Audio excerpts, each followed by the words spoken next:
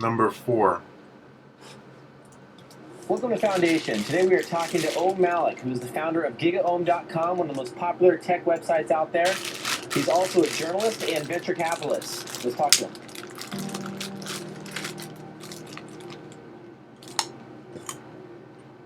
So where did you grow up? I grew up in Delhi, in India.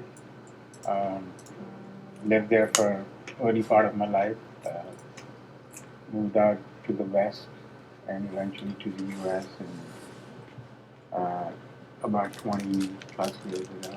So How did you end up coming out to the U.S.? Like, what was it about the States that you wanted to get out here? I've always wanted to be a writer. Mm-hmm. And when I was growing up in India, it was pretty obvious to me that I was aiming to be like really successful as a writer, and what that meant to me was essentially not being successful in money terms, but successful in what I did.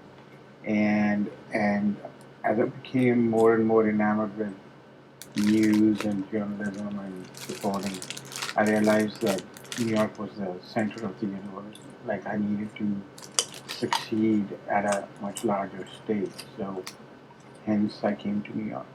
Did you ever, were you always into tech journalism, or was that, so you started off just traditional covering like the news beat, or like what was? I started out covering teenage news stuff for some teenage magazines back in India.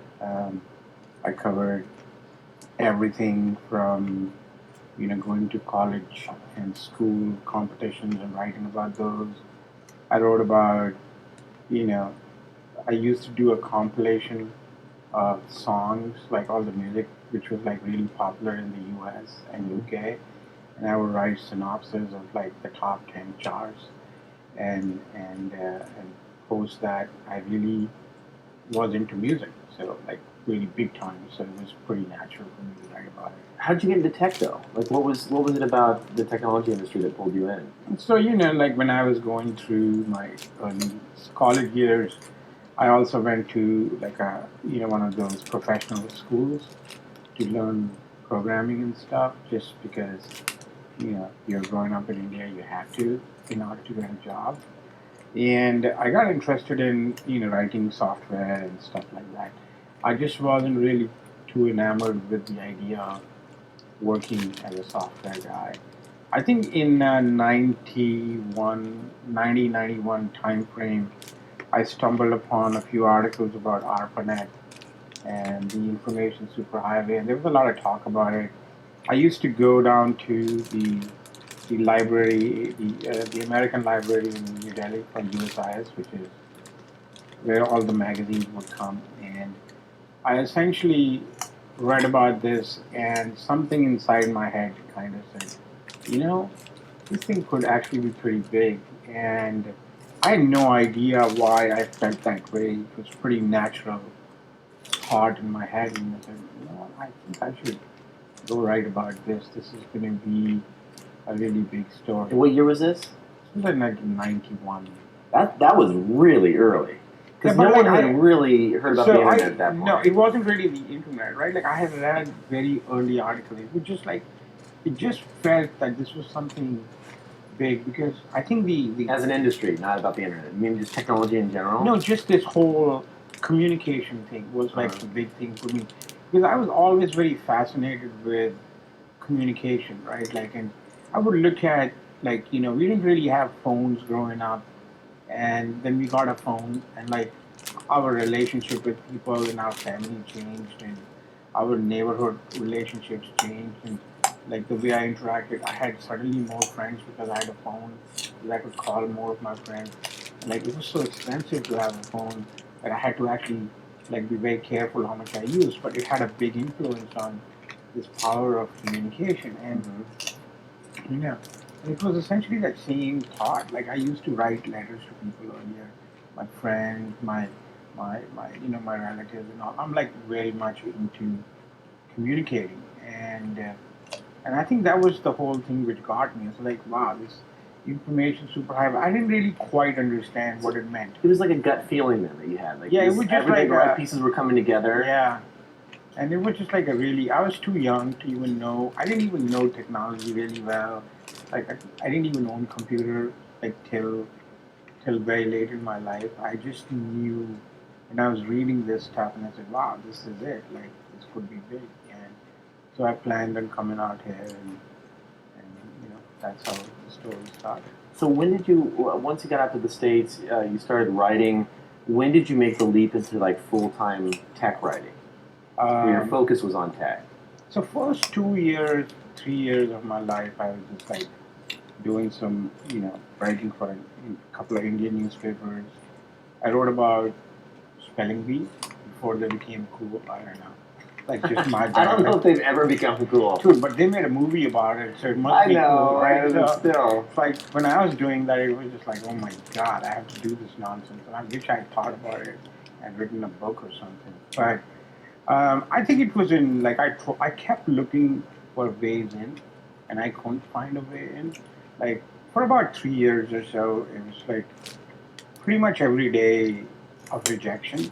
Like, I would send my resume, and people would look at my name and my resume with like no American education. I really barely got out of college. And my clips were mostly from India, so nobody really cared.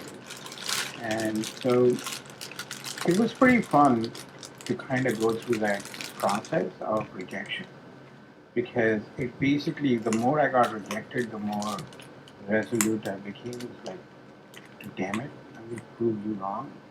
And the interesting part is that if the regular reporter jobs were not open, I said, well, there's going to be there's got to be a job for me out there. And I think the technology reporter job was like pretty nebulous at that time. So for 2.5, 3 years, I did all sorts of shit work. I basically worked in a couple of, freelance for Indian papers. I worked for an Indian community paper. I wrote, freelance articles for like a lot of magazines like Cranes, New York Business, whosoever basically would take my work, work part-time on the weekend, like help, that in New York they have a man with a truck kind of thing, so help your friend move other people and, So just odd jobs all over the place just to make things, ends meet, pretty much. Yeah, it was pretty hard. Initially, it was pretty hard. There were days when I always felt like that I should go back and just be a big fish in a small pond and go back to India. And I don't know, something prevented me from doing that. I just wanted to succeed so badly in the U.S. Like, I just wanted to be somebody in the U.S. media landscape. So how did you break in? What was that point where you said you finally got your big break? And I mean, you've written for some major magazines. So, how did that happen? I kept going, Kevin, like this for a long time. Like, after many, many, many months of rejection, I got one person who bought into my, resume and asked me in, and that was a quick Nikkei news, and the guy's name was Steve Crandall, and he basically hired me. He took a big chance, essentially, and hired me, and that was it. And I was able to basically go from doing all sorts of stuff, to just focus on technology writing.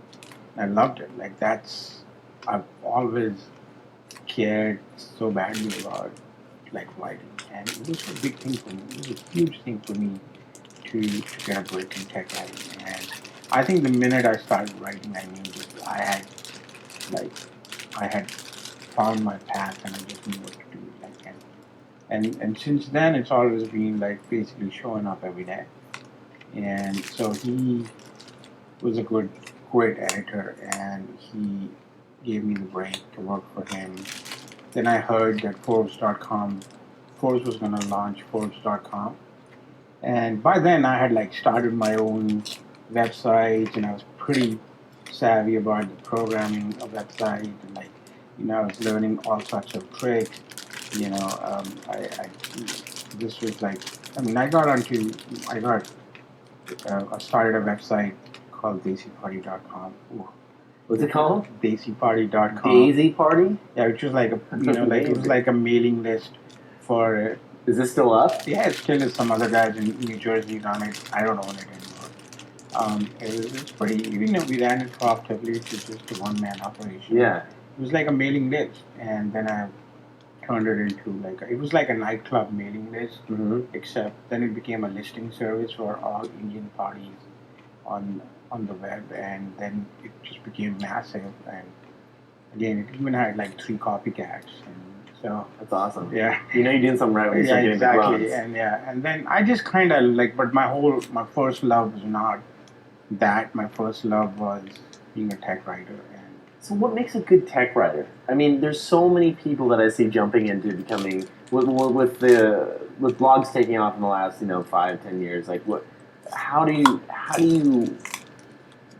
what is it that really drives you and that compels you to write these stories? Like what?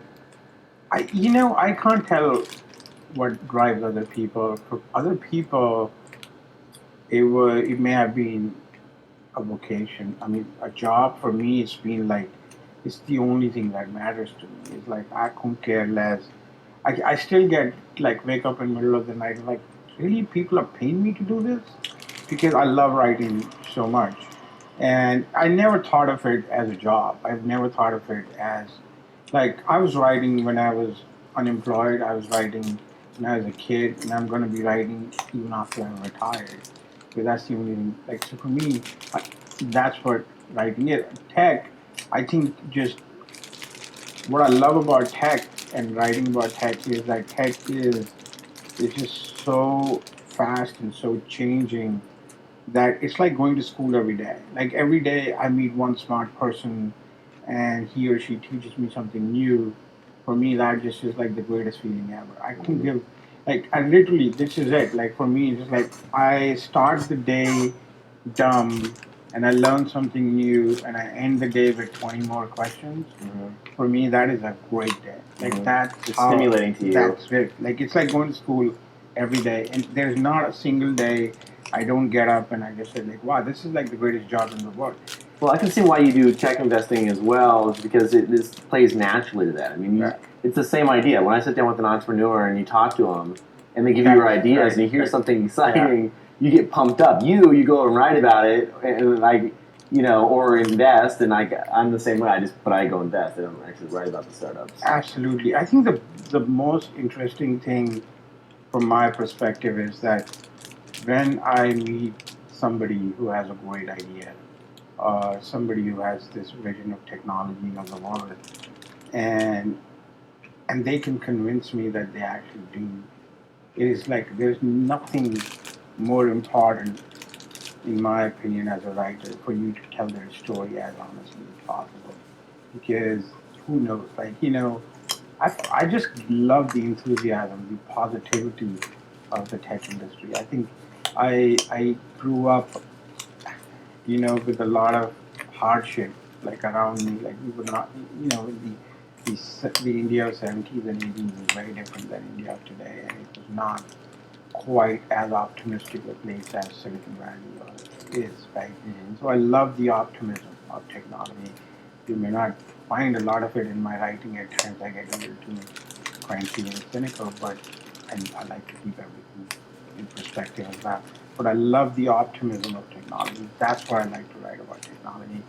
And I think the world today is so much more different than, say, 20 years ago when I was trying to break into tech writing. Today, if you're good, you don't need a publication to break into tech writing. You're just good, right? There's been, last 4 days, I've read 10 great pieces.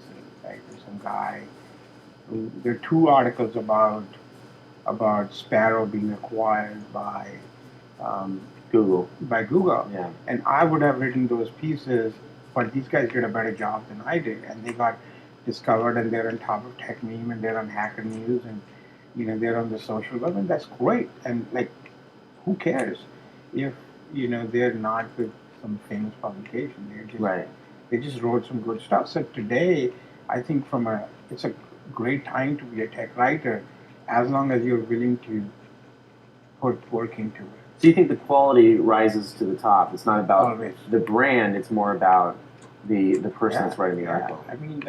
This is what the social discovery has become, right? And there's, believe me, it's so fun to read great stuff. Like, just fun, like, because this is my art, this is my craft, this is my people. I mean, I couldn't care less who they write for, as long as they do a great job. And and because when they do a great job, then I feel like doing a better job too. So and so for me, that's the way to think about tech. And I think this is a good time to be a tech writer. So take me back to when you made the jump, because you were, when I first met you in traditional media, print, and then at one point in time, you said, I'm going to go off and I'm going to become an entrepreneur, and I'm actually going to take the jump from writer to writer/entrepreneur and start your own startup, your own domain. What was taking you through that thought process? So it's not really very that difficult and that different in my life. Coming to this country is pretty much starting all over, right? So it was like the startup of me. I was going to come here and figure out my business plan and go. This is my idea, and I had to follow it, and I have to be successful. Very similar to being a startup, right? So, and then when I started Desi Party, it was essentially the same. So I learned how to bootstrap something and be small and efficient and do things by myself. I think when you met me, I was working for Business 2.0, and that was in 2004 is when we first time we met. And I've been blogging for about 3 years, 3.5 years till then. And I was not quite entirely done with the print media, because I was learning the craft of writing long form, stories. And I was working for Business 2.0. And then in 2005, in 2004, 2005, I had this idea of starting a newspaper for the internet, which was essentially driven by the sentiment. Like, the idea was that we would take all these signals from the Google API and all these places and create this always changing newspaper where the headlines and the front page would change based on how the internet was behaving. I actually almost convinced two really famous people to join me in that endeavor. One was Mike Abbott he's now with Kleiner Perkins, and he was at Twitter for a while, and Saar, who now works for CRV. We actually game planned the whole thing, and we really spent a lot of time, but they found better things to do, and they moved on. And then I think I was very clear by then that I was going to go do something of my own. It wasn't really. I just felt that the traditional media was just stifling me, and they would not understand that the tech business is so fast changing that we need a medium which would change and report as quickly. And I think that was it. For me, that was the cycle was too long? Is that the idea? Yeah, the cycle was too long. And the newspapers and the magazines like Fortune and all these people, they didn't really care. They care only when the things are going well. They don't really care when things go down. They're also corporate entities, so they have to do what's right for them.